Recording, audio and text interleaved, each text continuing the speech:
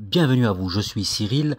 Là, je vais faire du fitness avec toi, mais dans un instant, je vais te présenter notre logiciel FitLab qui te permet d'apprendre l'anglais grâce à l'intelligence artificielle. Alors, là, Bienvenue effectivement, à je suis dans toi la dans salle de le club de musculation au fitness en ligne centre-ville. FitGym. FitGym, c'est un fitness à vocation pédagogique, d'accord? Donc là, je suis dans le FitLab, c'est-à-dire le logiciel d'intelligence artificielle associé à notre club de fitness FitGym. Je l'utilise pour me faire des programmes personnalisés de sport moi-même. Et ici, je suis dans le chatbot. J'ai fait appel à un professeur d'anglais. Tu sais que nous avons beaucoup de coachs, des coachs relationnels, motivationnels. Nous avons des professeurs de toutes les matières. Nous avons des comptables, des experts juridiques. Alors ici, j'ai demandé à mon professeur d'anglais, bonjour, peux-tu m'en dire plus sur les pronoms personnels en anglais? Eh bien, la réponse est la suivante.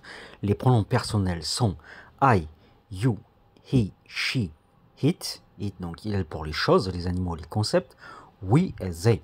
Les pronoms personnels sont utilisés pour remplacer les noms, pour éviter de les répéter plusieurs fois dans la même phrase. Par exemple, I'm going to the store plutôt que Sophie is going to the store. Bon. Si Sophie est la personne qui parle. Il est important de connaître et de comprendre l'utilisation de ces pronoms pour pouvoir communiquer efficacement. En anglais, les pronoms peuvent varier en fonction du temps et du contexte. Assurez-vous de pratiquer et d'étudier régulièrement pour les comprendre de manière approfondie. Alors, il me vient une idée. Est-ce que je pourrais taper donne-moi des exemples où les pronoms varient en fonction du contexte. On va envoyer.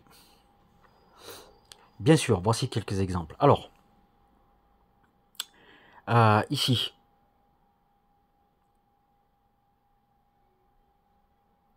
allez, c'est assez long, tant mieux, hein.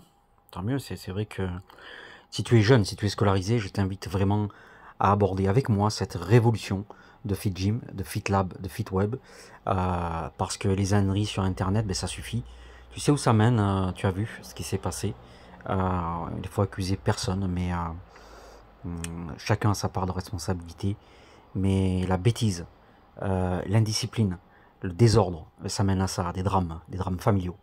Voici quelques exemples. Pronom sujet. I like to read. J'aime lire. He's a teacher. Il est professeur. We went to the park. Nous sommes allés au parc.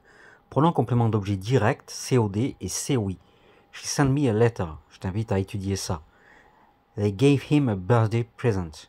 Ils lui ont donné un cadeau d'anniversaire. Can you help us with our homework? Avec nos devoirs. Bon.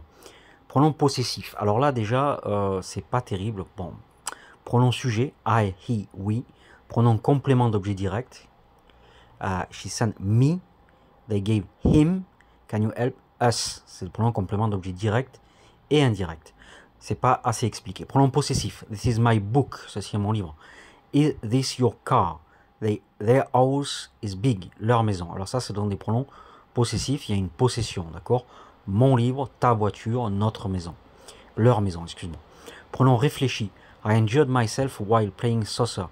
Je me suis blessé en jouant au football. Un pronom réfléchi. She talked to herself in the mirror. Elle se parlait à elle-même. Elle-même.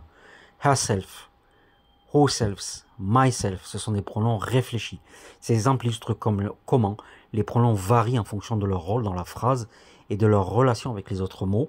Il est important de s'exercer à utiliser correctement ces pronoms pour éviter toute confusion. Voilà l'intelligence artificielle qui te permet de réviser rapidement les pronoms sujets, les pronoms compléments d'objet direct et indirect, les pronoms possessifs, les pronoms réfléchis. Je t'invite à aborder avec moi cette révolution que je vais mettre dans des plaises, que ça plaise ou pas, dans l'éducation, sport, valeur du sport, pour éviter justement, pour ramener de la discipline, valeur du respect de toutes les communautés et valeur du travail. Se coucher tôt, manger convenablement. Nous avons une application, bon je décide de la mettre en gratuit parce que voilà, c'est assez difficile. Et nous avons toujours actuellement FitWeb, et là je t'ai montré FitLab. FitWeb, nous bâtissons des sites internet, fais appel à nous.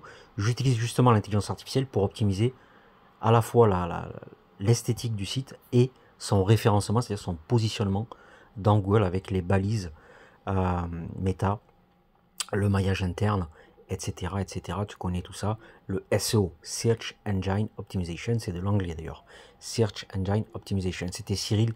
Je te remercie beaucoup à toi qui regarde. Allez, salut à toi.